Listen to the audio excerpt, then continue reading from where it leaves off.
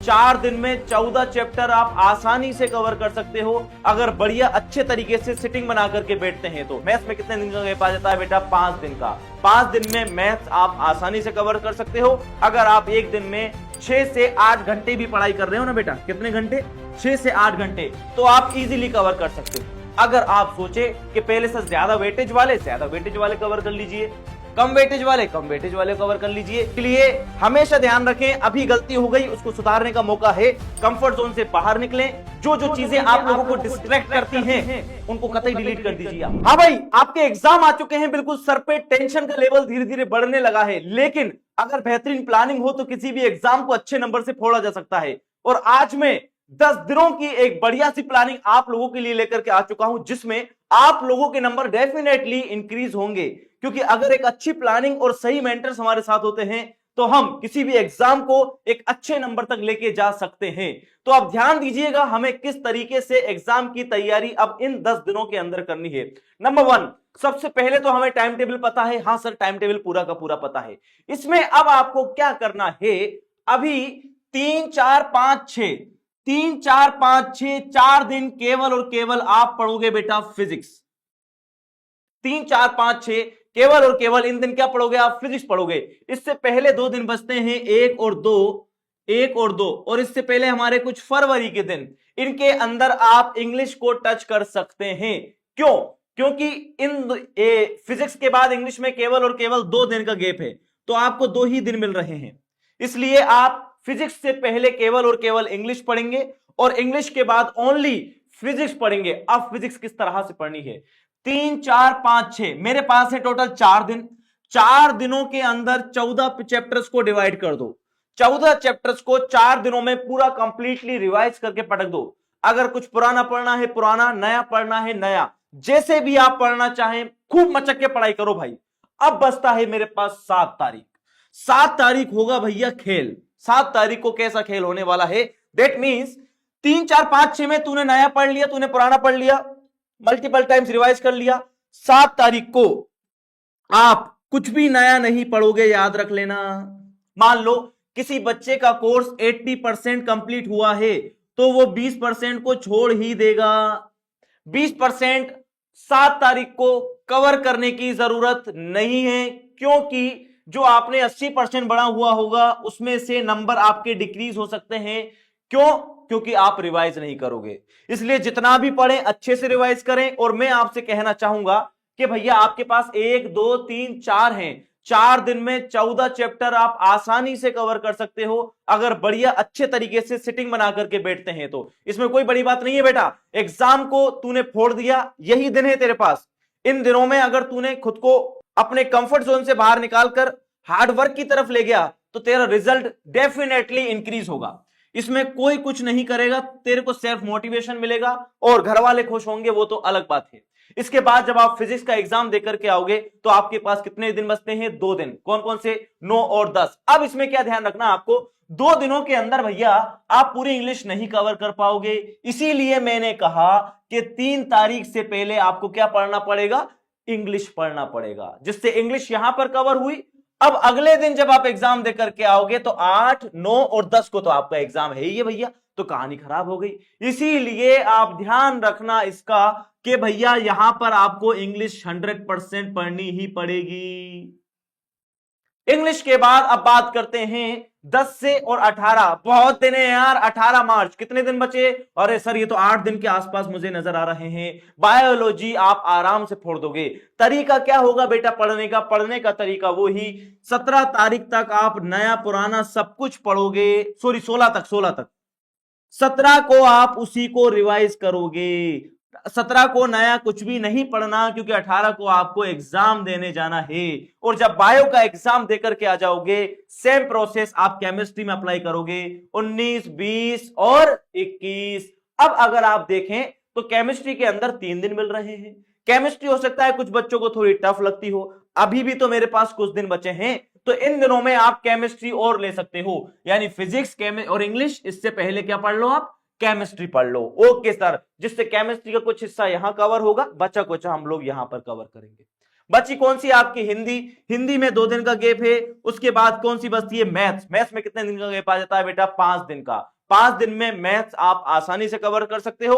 अगर आप एक दिन में 6 से 8 घंटे भी पढ़ाई कर रहे हो ना बेटा, कितने घंटे, 6 से 8 घंटे, तो आप इजीली कवर कर सकते हो। अब सर कवर कैसे करना है वो भी आप हमें बता दीजिए। सुनना, सबसे पहले आप एक प्रॉपर टाइम टेबल बनाओगे अभी से, आज ही बैठ करके, कि 3 तारीख, 4 तारीख, 5 तारीख, 6 तारीख को कौन कौन से चैप्टर्स आप पढ़ने वाले हो। लेट सपोज मेरे पास फिजिक्स में 14 चैप्टर है, ओके सर, तो आप बनाओ 3, 4, 5, 6, 7, 3 तारीख को बना बेटा बैठ करके कौन कौन से चैप्टर कवर करेगा, कि सर 1, 2, 3, 4, 5, 6, 7, 8, 9, 10, 11, 12, 13 और ये 14, ये ऊपर नीचे आप लोगों के हो सकते हैं, आप देख लीजिएगा जिस तरह करना चाहे। मैंने तो खाली एक सीक्वेंस लिखा है।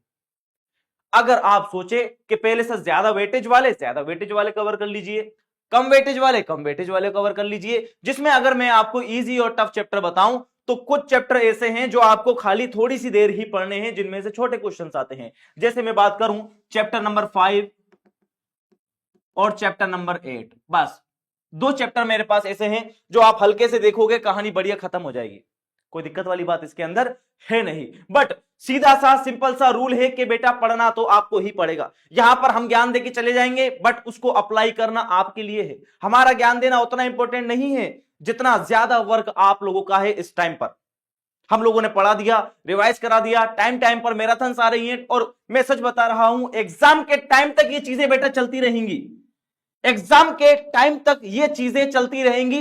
लेकिन तू खुद सोच करके देखना, जो 1 साल के अंदर आप लोगों ने अभी तक ढील दी थी, लास्ट टाइम मैराथन पर बिल्कुल भी फोकस नहीं करना है। फिजिक्स में देख लिया, अभी सीबीएसई में पेपर आया था, हवा खराब हो गई, उन बच्चों की हुई है जो लास्ट टाइम पर मैराथन की, जिनको आदत पड़ गई, लास्ट टाइम मैराथन आएगी, सुबह उठेंगे 5 बजे, पढ़ के चले जाएंगे, कहानी खत्म, उनकी कहानी खत्म हो गई भाई। बाद में आके कमेंट करते रहे कुछ भी नहीं आया, कुछ भी नहीं आया जो पढ़ाया। अबे तूने पढ़ा था क्या पूरी साल, उससे सीख ले। वो वाली सिचुएशन तेरे साथ ना हो जाए। तेरे पास अभी दिन है, इसलिए मैं तुझे बताने आ गया हूं।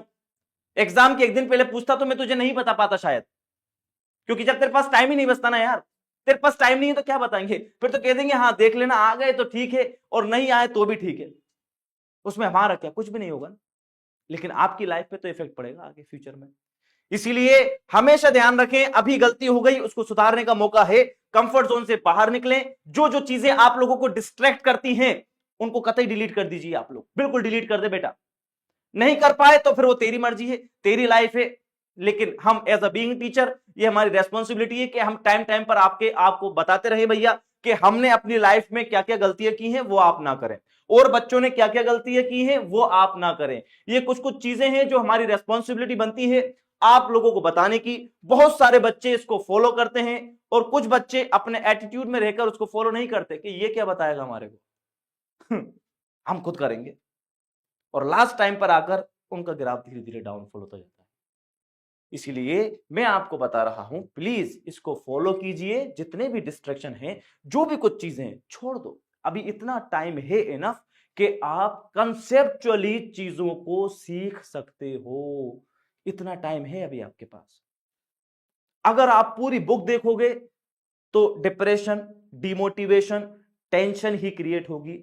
और अगर आपने उन सारी बुक्स को ब्रेक डाउन कर दिया छोटे छोटे पार्ट्स में, तो उनको अचीव करना आसान होगा, हैप्पीनेस मिलेगी और साथ में खुशी महसूस होगी, वो अलग। जैसे तूने टाइम टेबल बनाया ये, अब मेरी बात सुन, देख सोच, अब अप्लाई जब तू करेगा ना, हटा, पहला चैप्टर हो गया, दूसरा हो गया, तीसरा हो गया, चौथा हो गया, पांचवा हो गया, छठा हो गया, 13वां हो गया, 7वां हो गया, 8वां हो गया। ये देख, इतना भी तूने कवर कर लिया तो देख तेरे अंदर क्या कॉन्फिडेंस बूस्ट अप होगा। हाँ यार मजा आ गया, चलो 50% से ज्यादा तो कवर कर लिया, थोड़ा सा और बाकी है, इसको भी मैं कवर कर दूं। ये मोटिवेशन आएगा तेरे अंदर। ये देख, ये देख, ये देख। और अगर सारे टिक हो गए तो भाई साहब तगड़ी ही कहानी हो चुकी है। बोल, हुई या नहीं हुई? और तुम कर सकते हो। खुद के अंदर बिलीफ सिस्टम होना चाहिए, यस आई कैन डू। और आप करके दिखाओगे। आपके साथ इतने सारे लोग खड़े हुए हैं, आपके पेरेंट्स हैं, हम हैं और आप खुद हो। 3 लोग मिलकर बहुत मेहनत कर रहे हैं बेटा, तो तू क्यों पीछे भाग रहा है? हाँ, ऐसा जरूर होगा कि यार मैं पढ़ने बैठता हूं सर, मेरे साथ प्रॉब्लम पता है क्या आ रही है कि मैं पढ़ाई तो कर रहा हूं लेकिन मुझे कुछ समझ नहीं आता। कोई बात नहीं, कोई बात नहीं।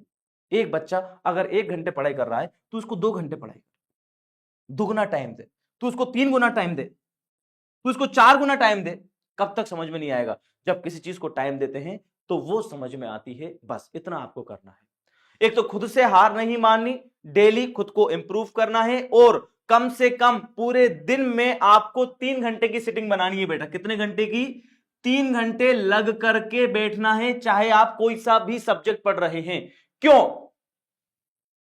वो इसलिए क्योंकि जो आपका एग्जाम होगा वो 3 घंटे का होगा। मेनली ना 15 मिनट अपन हटा लें तो, यानी 3 घंटे तो आपको कंटिन्यूअसली बैठना पड़ेगा। अगर मान लो आपकी हैबिट ही नहीं बनी तो दिमाग तो थोड़ी देर बाद ही मैसेज डाल देगा ना आपको कि यार उठ जा, टॉयलेट करिया, अड़ोस पड़ोस में देख सारे बच्चे कर रहे हैं। ये चीजें आपके साथ होंगी। प्लस कोशिश कीजिएगा जो आपके एग्जाम का टाइम है ना, उसी टाइम में आप लोग बैठिए। उस टाइम में माइंड को एक्टिवेट रखना है, उस टाइम में माइंड को एक्टिवेट रखना है। सबसे ज्यादा पढ़ाई करनी है उस टाइम के अंदर। ऐसा नहीं दिन भर तो भैया उल्लू की तरह सो रहे हैं और रात भर जाग करके पढ़ रहे हैं तो दिमाग को मैसेज जाता है कि यार मैं तो रात में पढ़ के ही सही रहता हूं। ऐसा नहीं करना। अगर हमारा एग्जाम का टाइम 9 से 12 है तो हर रोज 9 से 12 तो मेरे को एक जगह कोने में कुर्सी पे बैठकर, नीचे बैठकर, जैसे भी आपके पास सुविधाएं हैं उसी तरह बैठकर आप पढ़ाई कीजिए। बस इतना कहना चाहते हैं आपसे और आप कर सकते हो। कोई बड़ी बात नहीं है यार, कोई बड़ी बात नहीं है। कोई बता, कोई तगड़ा सीन नहीं है भाई। चीजें आसान है, सिलेबस बहुत छोटा है, बोर्ड के एग्जाम को क्रैक करना बहुत आसान है, अच्छे नंबर लाना बहुत आसान है।